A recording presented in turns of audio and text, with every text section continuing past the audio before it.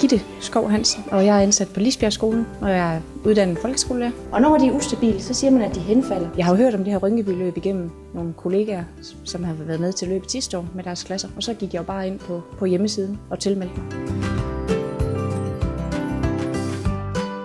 Og så efterfølgende så blev jeg kontaktet af Ole, som er vores mellemmand i det her.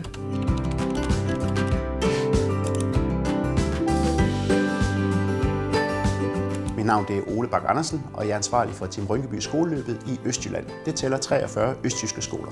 Det, der sker, når en skole gerne vil med, det er, at de har tilmeldt sig ind på Team Rynkebys hjemmeside. Så får jeg en mail, og så er det første, jeg gør, at finde ud af, hvem skal være vores kontaktperson til skolen, som tager fat i dem og arrangerer sådan set resten. Alt fra, at vi kommer ud med materialer, informerer på skolen, hjælper til med afvikling af løbet måske, henter pengene til sidst. Og så aftaler vi selvfølgelig også et tidspunkt, hvor vi kan komme ud og lave et kick-off for alle eleverne, så de ved, hvad det her det går ud på og glæder sig til at være med.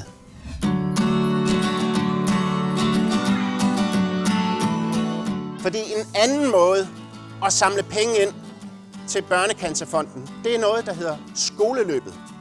Børn løber for børn. Jeg er her i dag for at fortælle eleverne her på Lisbjerg Skole om deres mulighed for at hjælpe børn, der har fået kræft og deres familier. De får læger til at prøve at finde ud af, hvordan man kan helbrede bedre, hvordan man kan gøre det nemmere at have den her sygdom. Og jeg synes, det gik rigtig, rigtig fint. Jeg var lige ved at skabe kaos på et tidspunkt, hvor jeg delte nogle armbånd ud. Men de var rigtig nysgerrige, de havde rigtig mange spørgsmål, og det synes jeg var rigtig fint, og de havde virkelig lyst til at deltage, så det kunne ikke have gået bedre.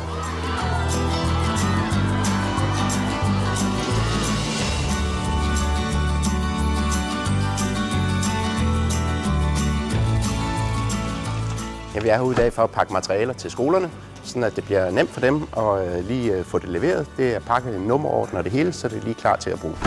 Vi leverer armbånd, drikkedunke, raslebøsser, forældrebreve, diplomer, alt det, som skolerne skal bruge, så det er nemt for dem at arrangere.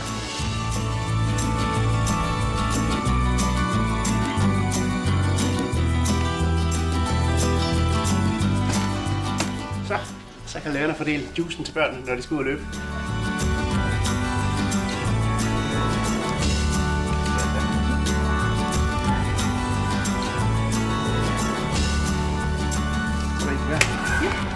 Tak. Vi ses snart. Ja, det gør vi.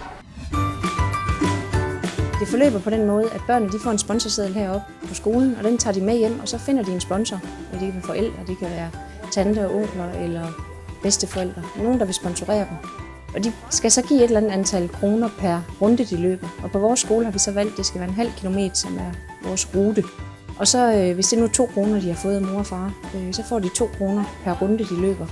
Jeg synes, det er sådan et fint initiativ. Det går jo til et rigtig godt formål, og jeg kombinerer det at gå til et godt formål, og børnene får løbet noget, og de får sikkert også snakket noget i skolen omkring, hvad formålet er. Så jeg synes, det er super initiativ.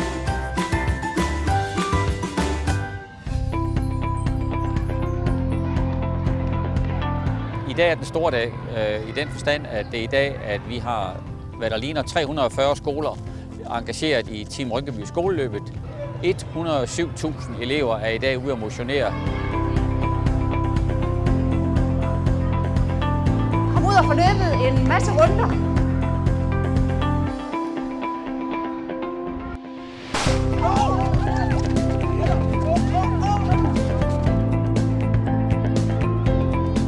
Vi skal løbe for Børnecancerfonden, fordi så kan vi samle penge ind til børn, der har kræft.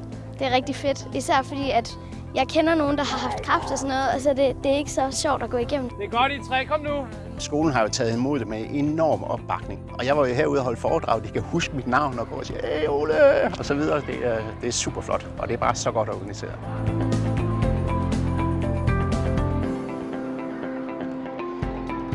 Det er jo en fantastisk følelse at stå herude.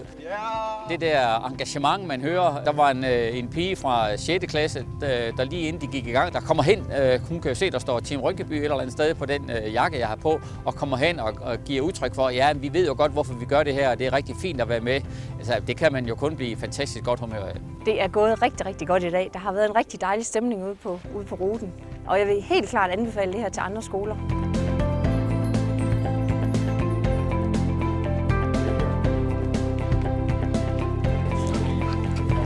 Jamen i dag er vi jo startet igen efter påske, og børnene de har haft pengene med, som de har puttet ned i raslebøsserne, og de skal nu videre til Børnecancerfonden.